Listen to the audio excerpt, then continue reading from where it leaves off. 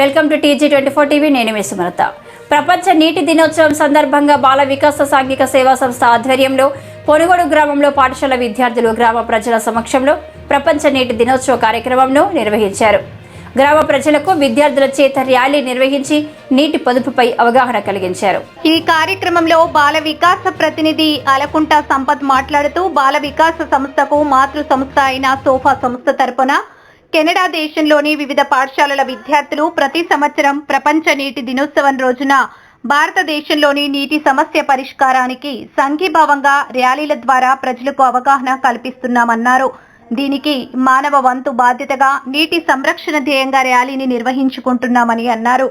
పాఠశాల ప్రధానోపాధ్యాయులు గట్టు రజిత మాట్లాడుతూ ప్రతి నీటి చుక్కను పొదుపుగా వాడుకొని భావితరాల వారి కోసం నీటిని ఆదా చేయడమే వారికి మనమిచ్చే కానుకగా గుర్తుంచుకోవాలని, మన ఇంటి ఆవరణలో ఇంకుడు గుంతలను ఏర్పాటు చేసుకుని ప్రతి నీటి బొట్టును బంధించాలి అని, అంతేకాక వర్షపు నీటిని భూమిలోకి ఇంకేలా ఏర్పాట్లు చేసుకుని భూగర్భ జలాలను పెంచి సంరక్షణ గావించాలని, అందుకోసం అందరం చేయి కలిపి జల సంరక్షణ గావిద్దామని అన్నారు. ఈ కార్యక్రమంలో పాల్గొన్న వారందరూ నీటిని పొదుపుగా వాడుకుంటామని, వర్షపు నీటిని తమ ప్రాంతంలోనే ఇంకే విధంగా చర్యలు తీసుకుంటామని ప్రతిజ్ఞ చేశారు.